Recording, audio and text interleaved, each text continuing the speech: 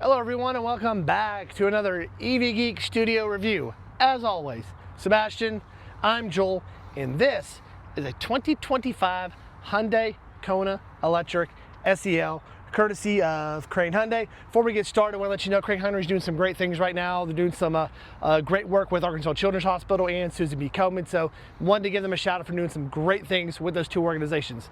Sebastian, Kona Electric, not a car we have talked a lot about, on our channel or on our podcast. So tell everyone a little bit about this one. Yeah, so part of the reason we've not done a lot with it is until very recently, we never had them in Arkansas. Yep.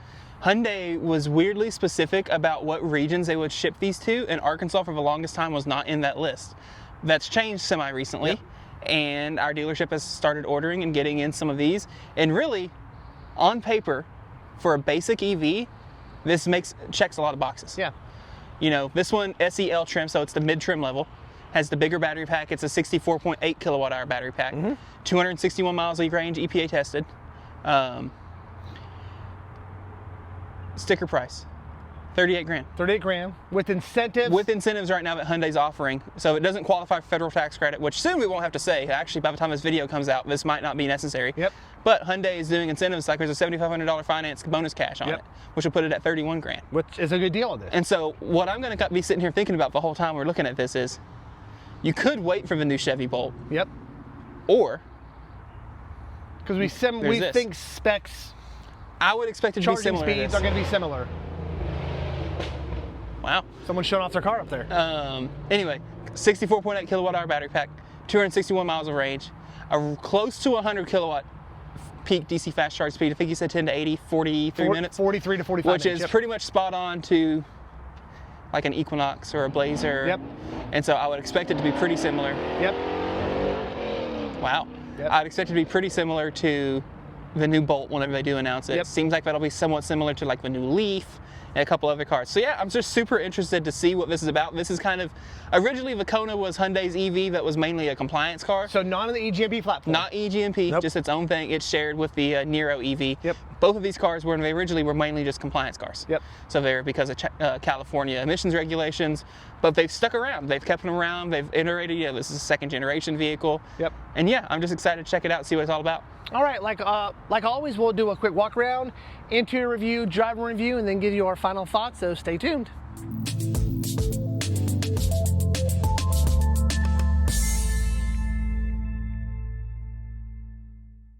All right, like always, Sebastian, give us a tour of this 2025 Kona Electric. Yeah, let's start up front. Not something we usually get to say. Nope. So you've got the split headlight design. It has a full light bar all the way across the front end, which is interesting. You notice pixels. Of course. They've started expanding that beyond the Ioniq line. You see that a lot in the new Santa Fe's too? Yep. You have your charge port up here on the front. Oh, it locks with the car. Nice. Pop open, manual door. You've got in here your J1772 port with your CCS. I believe these can charge on Tesla superchargers like other Hyundai vehicles. And because the port's on the front, it might actually be able to do it without taking up two stalls. A little better, yep. Coming around, let's look up the side. You've got these little bitty wheels. You see, these are 17-inch wheels. They kind of have an arrow, flower, star design to them on some just basic all-season tires. Yep. Nothing crazy, pretty easy. You've got proximity entry, front doors. So it's locked, unlocked. Not on the rear doors, but this is a compact SUV that's fairly standard, fairly normal. If you want to take a quick peek at this window sticker with me. So you'll see 261 miles of range. There's that price after freight and handling, $39,165. This is manufactured in Korea. US Canadian parts content, 0. China, 50%, Korea, 45%. Daggum. This does, however, have all the Hyundai safety stuff. It's got the adaptive cruise, blind spot monitor, lane keep, the new CCNC. New CCNC software. We'll talk about that later. Come around the back, you'll see again, you've got this like split tail light design. Full light bar all the way across. Now, pixels. They do make a Kona and a Kona Electric, correct? Right. Yeah. Yeah, so this is the electric. You can tell because it says electric at the bottom. Electric. Rear window wiper. I always love seeing those. The SEL does not have a power trunk. However, it's got a pretty big, nice size trunk. It's got a good size trunk. Yeah. This one has the cargo cover. I'm indifferent on those.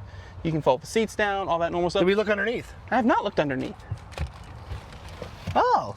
That's pretty decent. Yep. You can tell that there would maybe be a spare I'm tire assuming on it's the the gas same car. if it's the gas, yes. Yeah. So. And I wonder if the up-level sound system, if that's where the subwoofer is. Yep. Anyway, this does have the strongest gas struts in the world on the trunk. Work out them forearms, putting that down. Come around the back, I'm going to unlock it with the wonderful Hyundai key.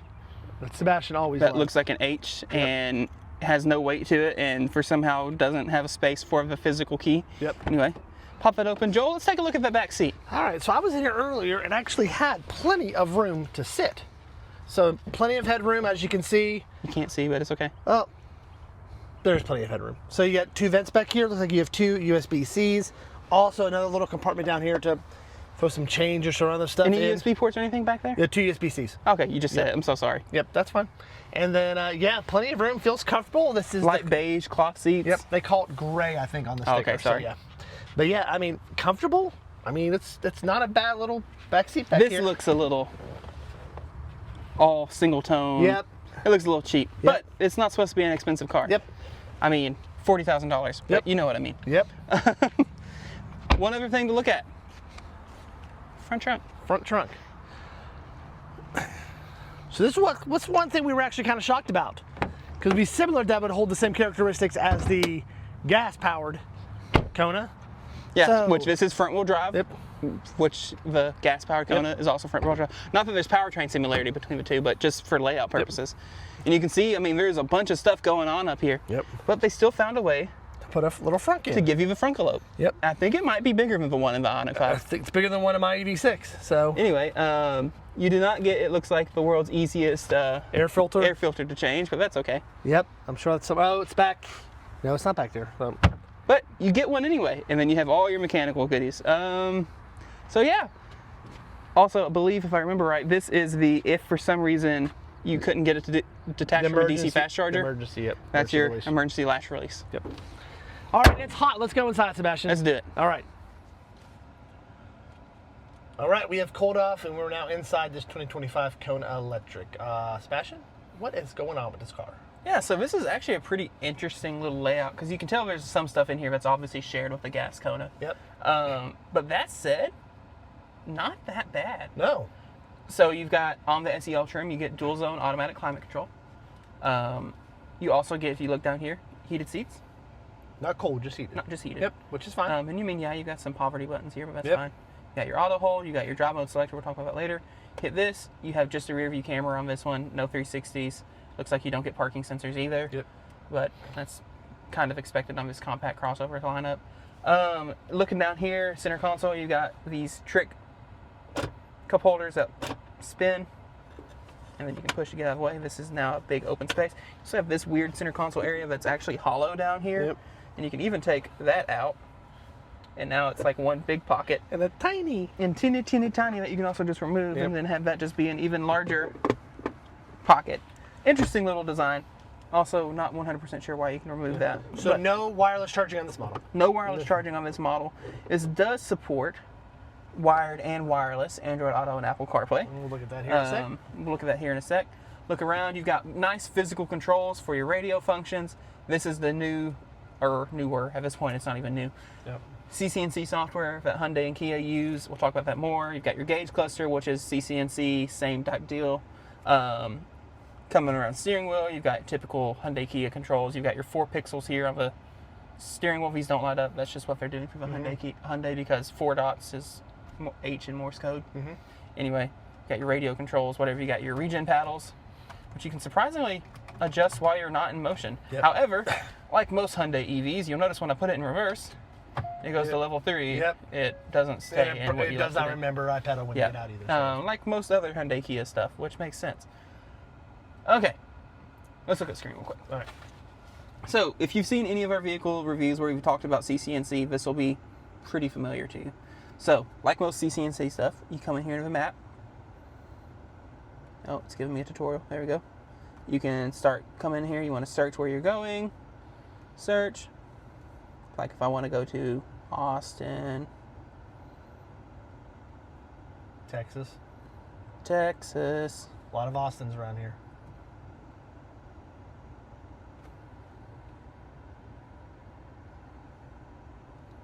Okay.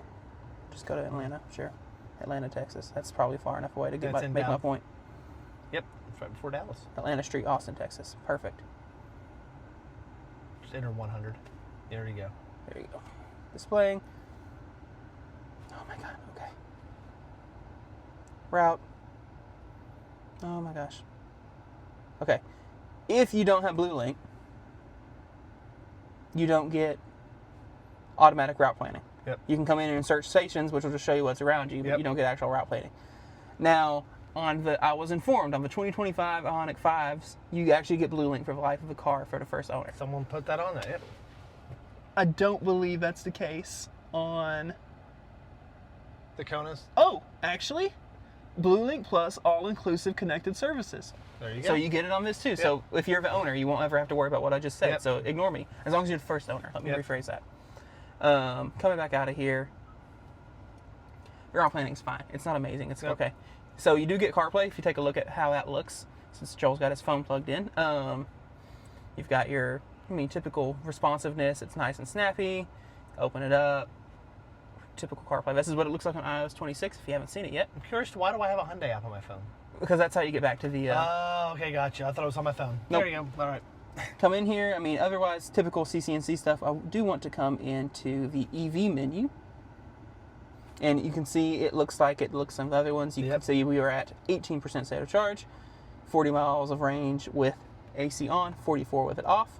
Swipe over, you've got your battery status, and you can tap on this. You get your charge limits. Gives you your 240, 120 times, as well as it's funny that it's claiming it can charge faster on an 800 volt charger than a 400 volt charger, considering this is a 400 volt vehicle. By, 20 minutes? 15 minutes, yep. That's really interesting. Yeah. Yeah? Weird. That's going to take some research, isn't it? I'm wondering. Weird. Anyway, but yeah, this is typical Hyundai Kia stuff. It does V2L. There you go. Very nice. Coming in here, you also see in here, if I come into settings, you get battery preconditioning. There you go. I actually wouldn't have expected to have it because its peak charge speed is already so low. Yep. But you have it. It doesn't need to do it because it's hot outside. Even though the car seems to think it's 55 for some reason, we're going to ignore that. You get your utility mode, which will let you keep like the AC and such on. Yep. Without allowing the car to go into gear until the key. So someone commented in our last video, we talked about utility mode and not to use it with like pets and things like that. Why is that? Yeah, so the main thing is if you use utility mode, you want to be in the car. Yep. Because you are able to tell if the AC is not running Yeah. or whatever. Your pet can't help, can't do anything. Yeah. There's a couple reasons for this. A, the car is still on. This does nothing. Yep. So that means the only way to lock the car would be to Manually lock it. do some weird shuffle, like where you roll the window down, hit the lock button, and then auto up it and get your arm out of the way. Yeah. That's the only way to lock it. And then to unlock it, you have to use a Blue Link app. Which, if for some reason the app didn't work, now your dog's locked in the car. Also, utility mode, unlike like dog mode on the Teslas, if there was a problem with AC on a Tesla, it will spam your phone telling you, hey, climate's not being cooled, whatever, go get your dog, whatever. This won't tell you. Yeah. That's the main thing, is like, yes, it keeps the AC going, allows you to keep electronics powered up or whatever, but there's no actual, there's no warning or anything. It's designed to be with the use of a human in the vehicle. Right, or just for, I want to leave the AC on for some reason. And then to get out of utility mode, you do have to turn the car off and back on. Okay. And they do that because if you had it in utility mode, you got out without the key, no one could drive off. Gotcha. Because they would have to turn the car off, turn it back on. They can't turn it back on without the key. Gotcha.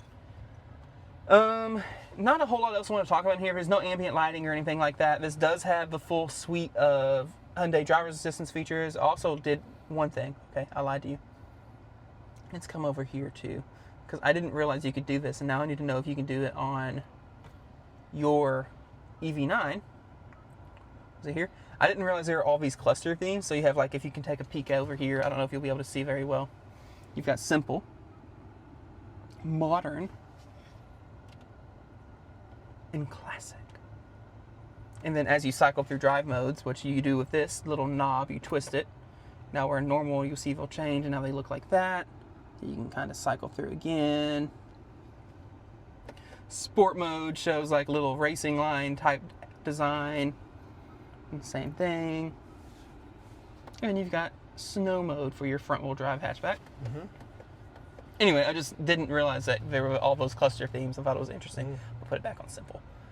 Not a whole lot else to talk about on this. I think at this point we should get camera set up and go take it for a spin. Okie dokie. We are now hopping on the interstate here.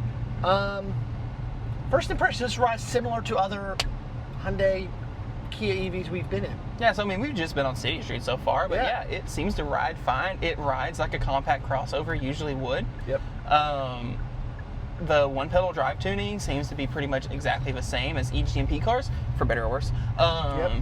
Meaning it's mostly smooth, but sometimes the transitions get a little funky. It's got some get up and go. It's got some decent get up and go. Yep. For it to be front-wheel drive, we're at 17% state of charge. I feel like we're losing a lot of power. Like, it's not slow by any means. I feel like this might be quicker, and maybe I'm just crazy. This might be quicker than a rear-wheel drive Ioniq 5. Really? Is it quicker than the Bolt? Oh, it's at least comparable to a Bolt. Yeah. I don't know. It just, maybe I'm just crazy, but I feel like it pulls more than the rear-wheel drive Ioniq 5 does. Maybe I'm crazy. Yep. So or maybe there's statistics to back me up, and I need to look up horsepower later. Road noise is fine. It's a little loud, but at the same time, it's a compact crossover. It makes sense. Yep. You know, I'm sure a gas Kona is not exactly the quietest car either. I'm going to get out. Let's see. You can see it gives us the similar visualizations that my Ioniq 5 does. Yep. Let me hit that button. We are doing HDA. Let me see what the map looks like here. Got it set to 65.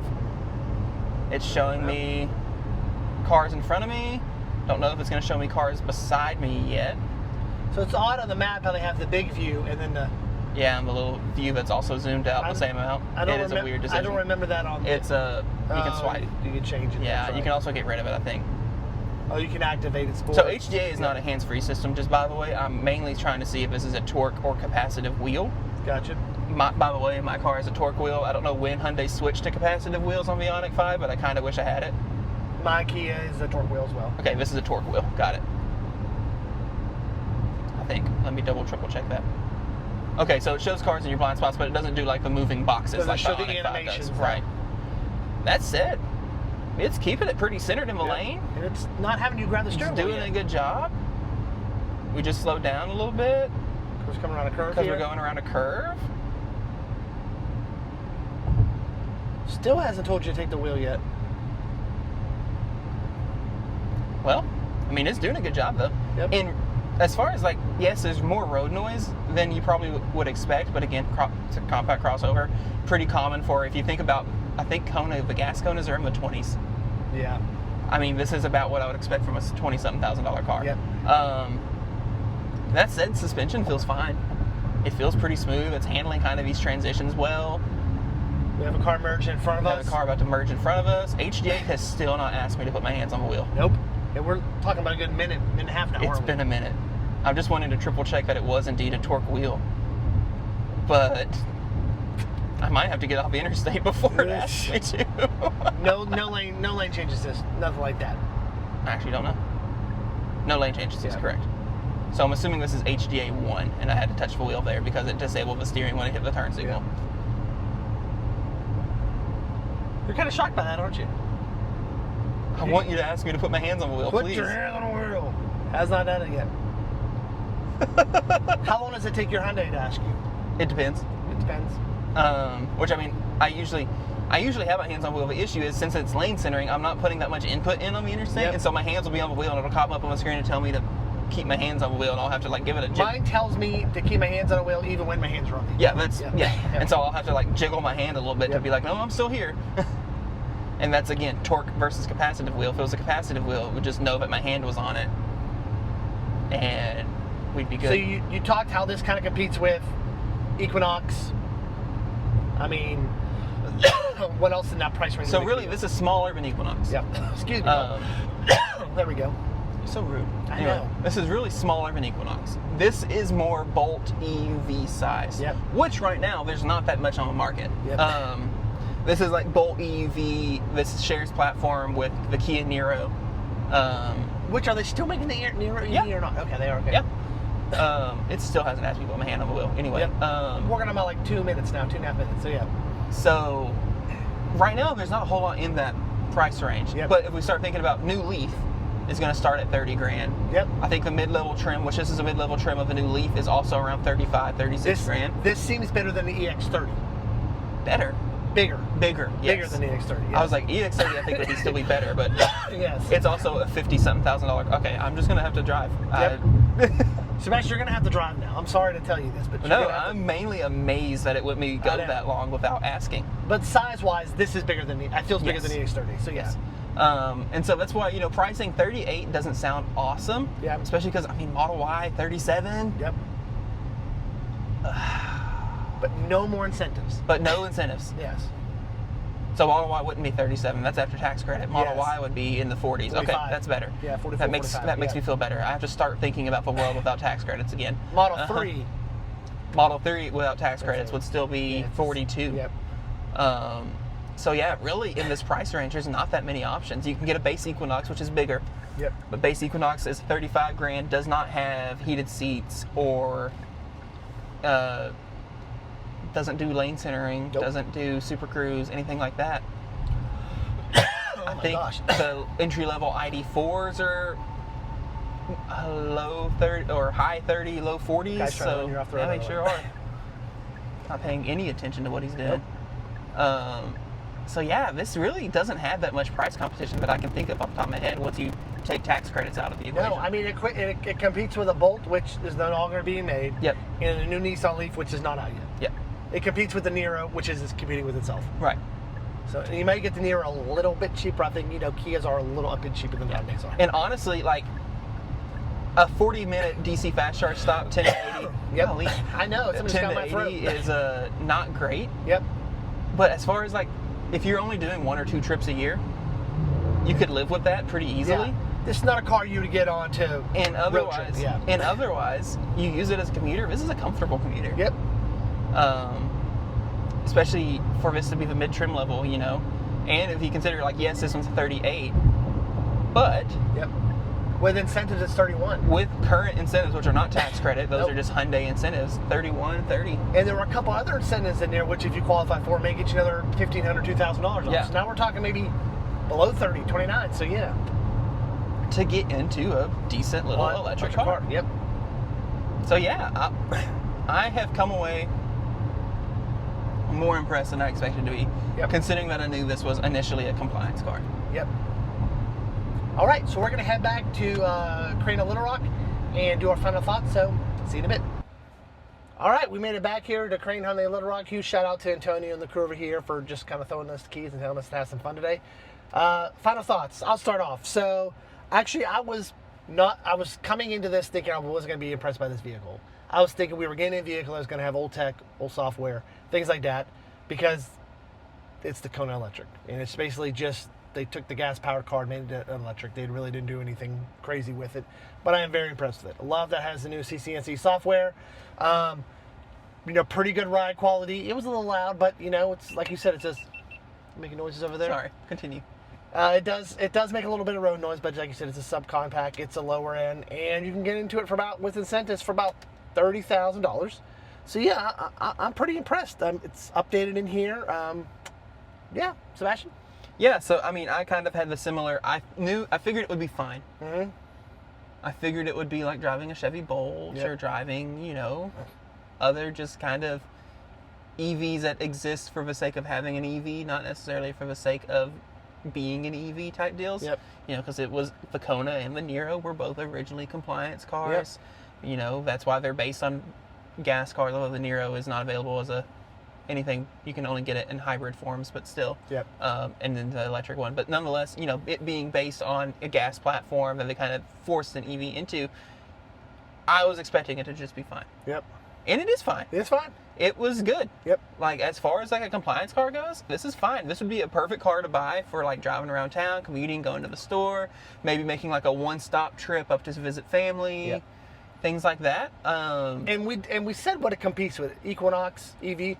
We didn't say it also competes with Toyota BZ4X. Yeah, Subaru BZ4X, Solterra. But I feel this is better than that for some reason. Yeah. I can see why you would say Yeah. that. You know, it doesn't have the best charging speeds, but Nope. neither do those cars. Nope. There you go. That's curious. That 800 volt, isn't it? Yeah, it is. Yep. So it's saying 13% to 80%, 42 minutes. Yeah. Anyway, but yeah, like those cars have similar range. Those are bigger than this. Yep. I don't know that they're any nicer on the inside No. though. And this is cheaper. It is. So yeah, And those cars, yeah, we haven't driven a BZ for us. We have driven a Subaru Solterra, which should be the same. which should be the same. Yeah, just different badges, different logos. Yeah, I came away from this a lot more impressed than I thought I would. I appreciate having all these physical controls for Yes. stuff like your climate controls and your radio, and Yes. HDA did a remarkable job on the Now, highway. I was shocked about that. You went a good 3 or 4 minutes before it asked you to take that steering wheel. Yeah, which I mean, that was only trying to test, but like even without me actively putting input, it was keeping us sitting in the lane. It wasn't ping-ponging. It wasn't like herking jerking Yep. around. Because I have a 2023 Ioniq 5 that occasionally when I'm doing lane steering, it feels like it's just herky jerky through the lane. Yep. Like it's not ping-ponging. It just can't figure out what line it wants to follow. Yep. And I think in that last drive it said efficiency was what, 3.3? Something like that. Yeah. So not bad. Which is fine. I Yep. mean, this, and honestly, I think Kona, if I remember right, is supposed to be magically efficient. Yep. Some of that's probably just because we were sitting here with the AC on. Yep. Not driving, because I hear from if I remember correctly, at least the original Konas, 5 miles per kilowatt hour wasn't hard to achieve. Yep. And you get that on your Bolt a lot, don't I you? did get that in the Volt a lot, yeah. Yep. Anyway, but yeah, and the radio's fine. Radio's Sound fine. system's fine. Yep. It's not like anything amazing. It's not going to blow you off the water. It's not like a Cybertruck or anything like Yeah, that. it's not like a Cybertruck. Yeah, that's But sound it's system was fine. amazing. Yep. It is usable. It serves its purpose. Yes. Yes. All right. Thank you again for joining us on another EV Geek Studio review. Don't forget, subscribe, hit the notification icon so you know when new content will be released. And we will see you again on another EV Geek Studio review. So long, everyone.